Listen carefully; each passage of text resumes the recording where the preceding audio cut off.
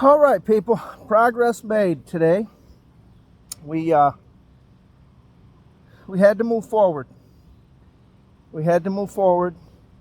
Donald Trump was out golfing today, and that's a horrific thing that happened to him. But you know what? He's a good example for everybody else out there that's sitting on the couch and not doing a damn thing with your life. You need to get up off your ass and find something productive to do. Donald Trump was shot at yesterday, and today he's out on a golf course, moving ahead, moving forward, and focusing on what he needs to focus on. Today, I didn't sit around and sit on my ass on the couch. I actually got out and got some stuff done on the dump trailer. Let's take a look. So as you see, I got the sides on, people. I got the sides on. Now, of course, there needs to be more pieces in between. And where the fenders go, they're going to weld on. The actual fenders are going to weld on. But I need to get the metal panels. I need to get the sheet metal for the base and sheet metal for the sides. Now, I do have a tailgate already. The tailgate just needs sandblasting. And it needs to be repainted like everything else. But I want to show you on these corners what I did. You see how smooth these are. It's seamless. What I did was I added the pipe, this pipe, it's 12 foot and 1/4 inch, and it left an open hole here. And let me show you on the other end what I'm talking about. It looked just like this, people. Now don't look at these welds, I haven't grinded them yet. It looked just like this. And what I did was I figured out the length of the overall. And what I did is I cut a piece of tubing that long, and then I just cut this section out and left the end cap on it, which I laid in here and welded all the way around. And that's what gave you the seamless look, okay? You can take a look at it. Now, I'm not a welder by trade, but I do know how to weld, okay? You can't just put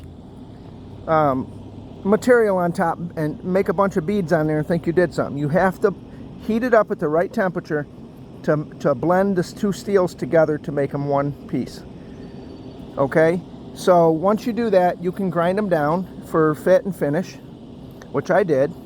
Now mind you, the panels are going to go in here, and the panels are going to come flush right here all the way down, and then there also will be more of these 2x2 pieces all the way down the panel. But the main thing is I got them straight, and they're equal. So what I mean by that is I measured the bottom across, and then I measured the top, and some of them were off like 1/8 of an inch. So I had to, when I tacked them up, I just kind of tunked them out a little bit and then retacked them. And so what you have is you don't have a crooked box. Now in the factory, I'm sure they just hustle them along and do what they do. But what helped me out today is my sponsor, Easy Up, and I bought one of these over at Walmart. It was either Walmart or I can't remember where. It might have been Walmart or my other favorite store, which is Harbor Freight. But it was, matter of fact, I think it was Harbor Freight. It was $59. They've went up a little bit.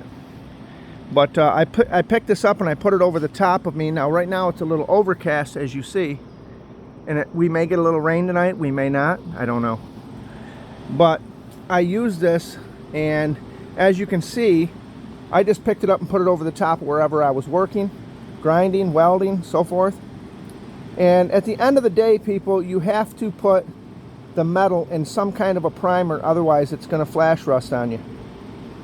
And all your hard work is literally down the drain. So what I did is I put it in a self-etch primer. Now that's an easy enough primer that you can grind off if you need to weld something. And what I've thought through, what I want to do is, normally when you have these trailers, there's a set of fenders here that you can actually step on and get over the top of the box or whatever. But what I'm going to do here is I'm going to build a small platform on each side that's no wider than the fenders, but something I can step up on to look inside the box or whatever. And that's just an upgrade that I think I'm going to do once it's all together. But we're getting one step closer. This is the second day into my vacation, and I've got the dump trailer how do I put this? We're shitting in high cotton, so to speak, you know. So we're looking good. We've just got possibly Monday or Tuesday, I'm going to go out to Utica and I'm going to grab the sheet steel and bring it home. And we're going to use Tonka to do that. We got big Tonka. We'll grab the sheets with that. That's the diesel. That'll haul it. But I just wanted to give you an update on it. Now, in the back here, well, first of all, let's give a shout out to the Hobart. I mean, this bad boy is relentless. Let's say it's relentless. It's a Handler 190, and this is really a situation that says, Hobart, if you need a welder, we'll get you through your project many times over. Hobart. They're made by Miller. Okay? But as you see on the back here, I'm going to have to cap these. Okay?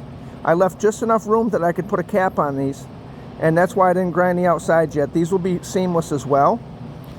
The dump box, the actual, the tailgate comes right to about here.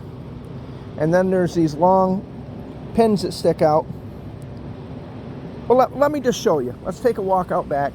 Because sometimes I can talk about it, and I can tell you what I'm trying to describe in my mind's eye. But sometimes I need to just take you out back, near the woodshed, so to speak. And we need to walk it down and take a look at what we're dealing with, people. So here we go. Now take a look here. A bunch of steel. Now don't get fooled with that little, it looks like rust. That's just a little bit of oil on there. You have to wipe these down. Look at all the steel I've got. 12 footers, 8 footers. I got a bunch of stuff here that I had that I have enough to, I think I'm going to build another trailer, a smaller one, like a 5x10 dump trailer, and I'm going to put it up for sale just to say, hey, you could have one too, people. But I'm going to treat whoever it is, we're going to treat them right, whoever gets it. But as you see, here's the tailgate. Now this is heavy steel, this is thick steel, this is strong steel, and this is my steel. But just wanted to show you what I'm talking about. These here are the pins that stick off. So I need to do just like my little dump trailer and build 2 tabs like this with a locking feature here, like a little D-ring. But this will rotate that way down, and as you see, it's got the keyways cut in them to put your chain in. That's thick steel, people. That's, geez, that's probably 5/16. That's pretty thick. It just needs sandblasted. And on the bottom, it's got the keyway as well, so you can open the trailer and sift it as well. But, I mean, don't be confused. That is a Super Camline, and that is one of the nicest things about the older trailers. They actually had a tailgate. I don't really care for the barn door style. They're a pain in the butt to try to use, and sometimes they flop back down, and then you can wind up bending the hell out of your door when you're lifting it up. But that's the situation. We're going to go ahead and get that tailgate sandblasted. That's really not on my radar right now, though. The main thing on my radar is this dump trailer, the top portion. And as you can see, if you look down it on the top to the other 2 pieces, if you come down like this, you can see how dead flat and level them are. And that's kind of how you do it. You can use a T-square, and I did, and a 90-degree tool in order to verify everything was there, and we leveled them. But sometimes you can look at something like this, you look up on it, and then you come down and use the body lines to show you how true it is.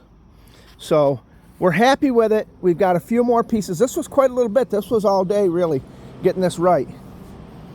And it's not just, oh, grab the steel and tack it on there. If that was that easy, anybody could do it. But what I did, people, is I had to take, and each one of these 12-foot pieces, they have that, like I showed you in the Connex, they have oil and they have preservative on them, and that mill scale that you have to get it off. Otherwise, this etching primer will not burn into the metal. This is an acid primer. Make sure you wear a respirator when you spray this. Okay, let me show you what I got. I bought one of these from Harbor Freight, and let me tell you something, you don't smell nothing. Now, as you see, I keep the bag with it, and I seal it back up afterwards, because the cartridges in there, this is for paint and auto body, okay?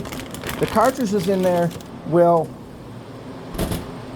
they activate it by the air and so forth. So you want to put that respirator on when you're spraying this, and you too will be able to do this without any effects to your lungs or anything like that. Now, don't get me wrong. During COVID, I wasn't your guy for a mask because that was a foolish situation. It was a foolish deal, and it was saying, hey, we got a biohazard level 4 virus that has escaped, but yeah, we're going to put a paper mask on. Now, I'm just smarter than that. I'm sorry, but I'm smarter than that. I got kicked out of Walmart in my local hometown because they panicked and thought that that little paper mask was going to save you. And I knew better, and I just said, hey, you know, I'll move on down the highway. But this type of respirator is a real deal. It actually keeps the chemicals out of your lungs, and that's something you need to do. But I want to show you here, this is going to get capped off. And like I said, the tailgate ends right about there, so I got them pins that stick out. I think what I'm going to do is I'm either going to build something on the side, or I'm going to put another piece of heavy metal down and angle it on each side, the top and bottom, and then we're going to build something, but that's kind of up in the air yet. But this is strong. It's getting heavy, and we're going to put it up on, and you want to know how I'm going to do it. I'm going to take these sawhorses I got over here, and they raise right up tall. I'm going to put one on each side, and as you see where these little slots are, you can put 2x4s in there. I'm going to go ahead and put 2x4s across and raise this up on both ends and set it on there, and then I'm going to back the trailer underneath it when I'm ready, and we're going to set it back into the access points at the corners here, hook up the hydraulic ram, and then we just got to go get some hydraulic lines and get the electric hoist and hydraulic over electric hoist all set up in there. But it's a good trailer. It's going to be really nice and handy, and you know, you can do anything if you put your mind to it, people. Don't let nobody limit you. And honestly, the couch is the biggest problem. People sit on that couch and they say to themselves, I just don't want to do it. Oh, maybe another day. Oh, let me just take and relax a minute. The minute you stop and relax and sit down, the day's over. You're going to sit there until you're fat and sassy and you ate your big meal, and then you're done, okay? But one day you're going to wake up and you're going to wish you were out in your yard doing stuff, so you need to get out there now, people. And stop fooling around and stop sitting on that couch. The couch is really for guests and people like that. You really should be out in your shop, and you should be getting stuff done. And, you know, stop being procrastinating on everything that you have out in your yard. Even if you move the ball down the yard, if you move each project down the road, so to speak, a little bit each time you work on it. Let's say that you got something and you plan on getting her done, and instead of taking years and watching it sit out in the weeds, if you just get a game plan together and say each day when I have a time off or whatever, I'm going to dedicate a couple hours and get something done on it, eventually it'll be done, and you won't have to sit back and have another yard ornament, if you know what I mean.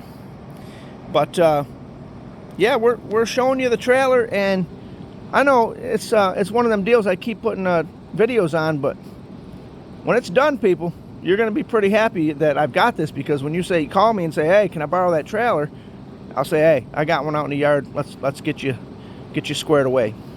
But this is your boy Bry. I got to get on down the road, but you know, stay off that couch. The couch is the enemy.